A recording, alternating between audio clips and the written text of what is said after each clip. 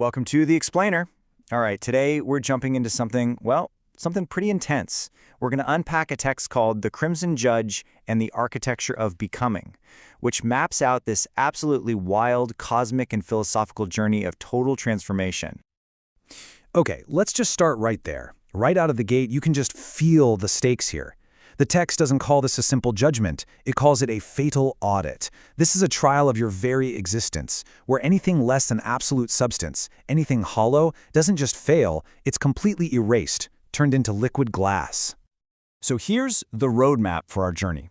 We're going to follow this character, the Soothsayer, through 6 really distinct stages. It all starts with them showing up at this cosmic border, then getting thrown into trials of fire and logic, and it all ends with a final, irreversible transformation. So let's begin. Our story kicks off at the very edge of the void, where a seeker we know as the Soothsayer arrives with a pretty epic goal in mind. You see, this Soothsayer is basically saying, I've had enough. They're rejecting their whole world, what the text calls the liturgy of error. You could think of that as a life that's comfortable, predictable, but totally stagnant.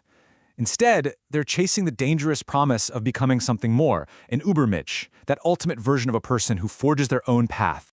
And what's so cool here is that the very first test isn't some enemy or a monster, it's a place, the Uncanny Citadel. It's described as a clockwork city designed by a mad architect. And it's not just a backdrop, it's a living participant, actively working to twist everything you know into something terrifying and strange, all to test your spirit. So, the stage is set.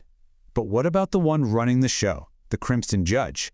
Well, let's just say this cosmic executioner doesn't just sit back and watch. I mean, this is some next-level stuff. The judge performs a Promethean seizure of fire. They literally reach out and snatch the very essence of a star just to forge the ultimate test, what the text calls the Twilight Verdict. This is the fire our seeker is about to be thrown into. Now, this act really gets to a core idea, the judge as an active nihilist. But what does that even mean? This isn't your typical nihilism, despair and believing in nothing. It's the exact opposite. It's about violently, creatively destroying the old rules and universal truths, not to leave a void, but to make space for the potential of becoming something new. So the big takeaway here is that this verdict, this whole test, it's not a gift. It's a fight, a violent collision of wills that is specifically designed to force the Soothsayer to shatter their own limits and escape that comfortable, gilded cage of the life they left behind. And now we get to the main event. The Soothsayer has to face the judge. But this is an audit where all the old rules for measuring a person's worth have been completely thrown out the window. And this just lays it all out, doesn't it? The judge literally throws away what's called the feather of a dead morality. All the old ideas of good and evil, irrelevant, gone. The only thing that matters now is one single metric, vital intensity. So what in the world is vital intensity? Well, the text says it's how your spirit measures up against the density of your own will to power. In other words, it's your drive, your raw ambition to overcome, to create your own meaning out of absolute chaos. That's the only currency that has any value here. It all boils down to this incredible crossroads, right? The choice is so simple and so terrifying. You're either a passive soul and you just vanish into nothingness like that liquid glass we talked about, or you dive headfirst into the terrifying infinite abyss and risk becoming, well, everything. So after surviving that first brutal audit, the seeker now has to get through the Uncanny Citadel. This physical journey through a labyrinth is really just a mirror for the internal struggle to completely dissolve the old self. And believe me, this city is not messing around. It's actively trying to break you. First, a sonic screech literally dissolves your name, your fixed identity. Then, the basic laws of reality just fall apart. The reflections you see in a liquid mirror start to feel more real than you do.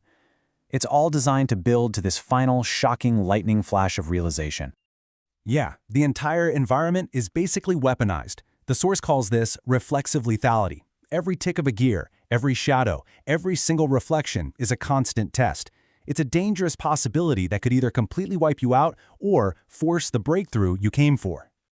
So the Soothsayer made it. They survived the city, they passed the audit.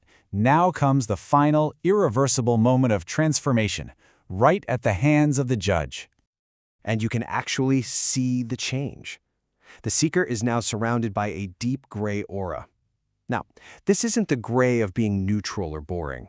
Think of it more like the gray of tempered steel, a sign of immense primal power that's been forged in the fire of the judge's trials. Then, the Crimson Judge does something permanent. He carves a brand, a symbol, directly into this new aura. It signifies a fundamental rewiring of the seeker's entire being. And this brand, the rune of the vertical ascent, it marks a permanent change in direction. It's a complete rejection of what's called horizontal comfort, looking for approval from the crowd or from old gods. Instead, the soul's gravity shifts, pulling it upward, always, toward constant self-creation. And that brings us to the very last stage, where the soothsayer's transformation is finally made official, written into the very fabric of this new reality. This is the moment it becomes final. The last man, that's the embodiment of the old, passive, comfort-seeking self that the soothsayer used to be, is officially declared dead, gone forever. And from those ashes rises something entirely new, an Übermensch of the void, a being who isn't defined by the history that made them, but by a will that is now powerful enough to command what comes next. They've finally arrived at the center of himself, finding a kind of sovereign silence right in the heart of the abyss. So this whole brutal, cosmic journey leaves us with a final thought, doesn't it? It kind of makes you wonder, if all the old moral rules were stripped away and you had to face your own fatal audit, what would be your one singular standard? What would be your measure of a life well lived?